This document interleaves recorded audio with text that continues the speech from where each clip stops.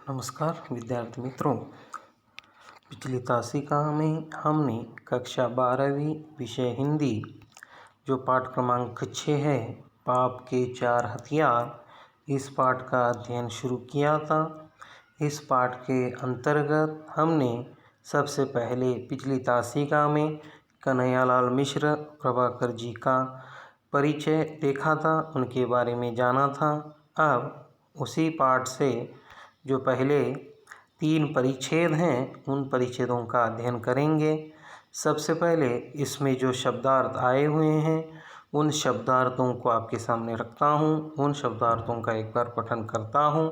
पाठ पढ़ाते समय उन शब्दार्थों का अर्थ भी बताऊँगा, उसके मायने भी आपके सामने रखूँगा।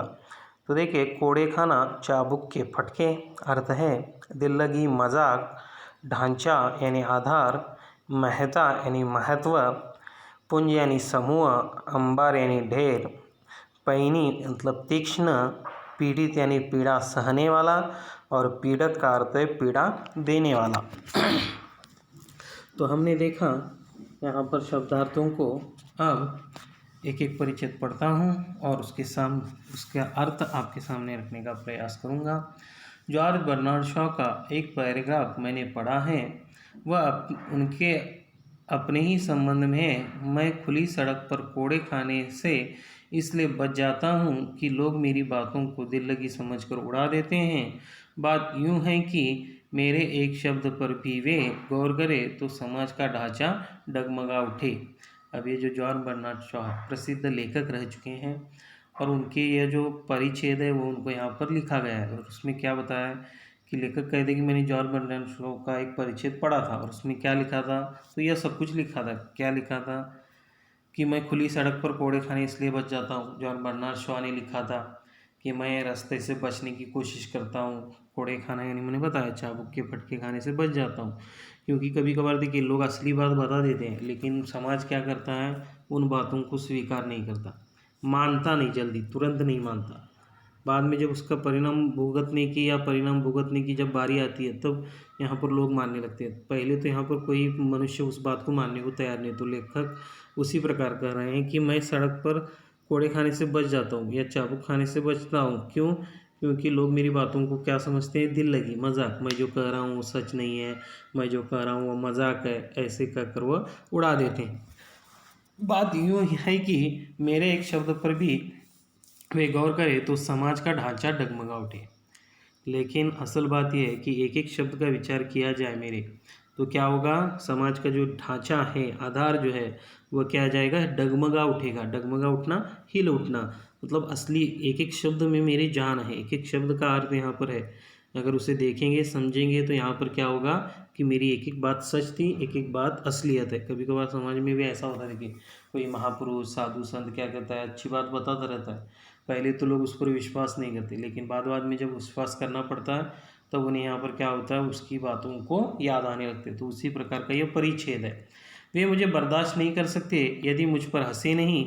मेरी मानसिक और नैतिक महत्ता लोगों के लिए असहनीय है। उन्हें उबाने वाली खूबियों का पुंज लोगों के गले के नीचे कैसे उतरे, इसलिए मेरे नागरिक बंधु या तो कान पर उंगली रख लेते हैं या बेवकूफ़ी भरी हंसी के अंबार के नीचे ढक देते हैं मेरी बात। शॉ के इन शब्दों में अहंकार की पैनी धार है। यह कहकर हम इन शब्दों की उपेक्षा नहीं कर सकते, क्योंकि इनमें संसार का एक बहुत ही महत्वपूर्ण सत्य कह दिया गया है। देखिए, वे मुझे बर्दाश्त नहीं कर सकते।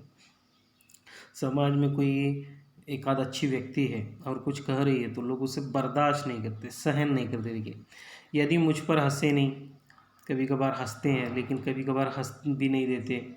मेरी मानसिक और नैतिक महत्ता लोगों के लिए असहनीय है।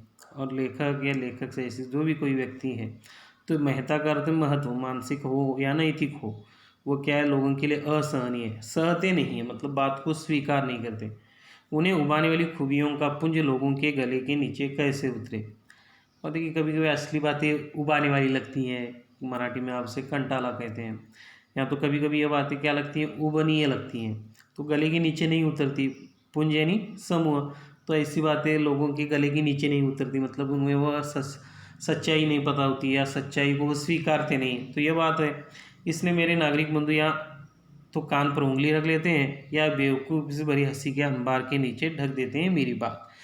तो देखिए यहाँ पर लेखक कहते हैं कि कभी कभी झूठी हंसी हंसते हैं या कान पर उंगली मतलब सुनते ही नहीं, कान पर उंगली रखना मतलब ढक देना, या बेवकूफ़ मतलब दिखाने के लिए हंसते हैं यहाँ पर। तो इस प्रकार के लोग करते हैं। अंबार का अर्थ क्या है? ढेर। ढेर के नीचे हंसी जो है, हंसी का ढेर तैयार करते हैं और उसके नीचे दबा देते हैं।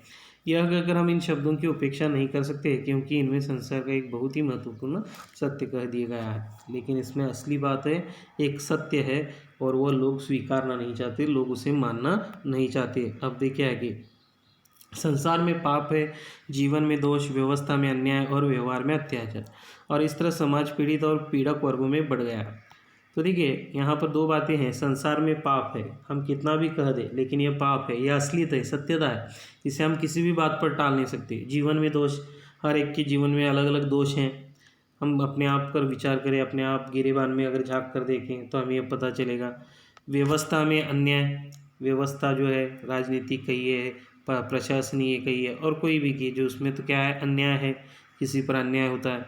व्यवहार में अत्याचार, यहाँ पर तो ये बातें हैं, पाप, दोष, अन्याय और अत्याचार, ये बातें हैं ही और इसको स्वीकारना ही है। और इस तरह समाज पीड़ित और पीड़क वर्गों में बढ़ गया है। समाज कौन दो वर्गों में बढ़ गया है? एक पीड़ित और एक पीड़क।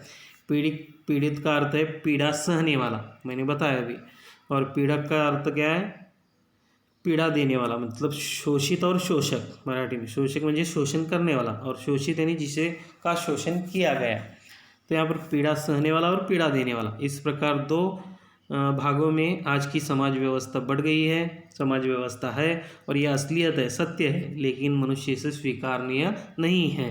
सुधारक आते हैं, जीवन की इन विडंबनाओं पर घनघोर चोट करते हैं। हर समाज में, हर समय में, जब जब समाज निर्माण होता है, जब जब यहाँ पर परिवर्तन होता है, तब सुधारक आते रहते हैं, बड़े बड़े लोग आते हैं, विचारक लोग आते हैं और इन विडंबनाओं पर, विडंबनाओं मतलब समस्याओं पर क्या करते हैं? घनघोर चोट, मतलब जो गलत है या अत्याचार है, ये गलत बात है, तो उस पर प्रहार करते हैं, ये समाज को दिखाने की कोशिश करते हैं। विडंबनाएं टूटती बिखरती नजर आती है, लेकिन क्या होता है कि लोग इसकी ओर ध्यान नहीं देते हैं। तो ये जो विडंबना है वो टूटती उस वक्त के लिए या थोड़ी देर के लिए वो टूट जाती हैं, बिखर जाती हैं, पर हम देखते हैं कि सुधारक चले जाते हैं और विडंबनाएं अपना काम करती रहती हैं, और जब तक वे इन सुधारक हैं तब तक यह असर नहीं करती, लेकिन वह सुधारक चले गए कि फिर ये विडंबनाएं बढ़ती रहती हैं। ये जो अपराध है, ये जो दोष हैं, ये फिर क्या होने लगते हैं? बढ़ते रहते हैं। मतलब जब जब सुधारक आते हैं, जब जब सुधारक आए हैं, तब तक इन विडंबनाओं को नष्ट किया गया, और जब सुधारक चले जाते हैं तो फिर यह विडंबनाएं अपना सर ऊपर निकालती हैं, मतलब समाज में फिर से यहाँ पर वे दिखाई देने लगती हैं। इसके आगे का भाग हम अगली तासिका में देखेंगे। तब तक के लिए धन्यवाद।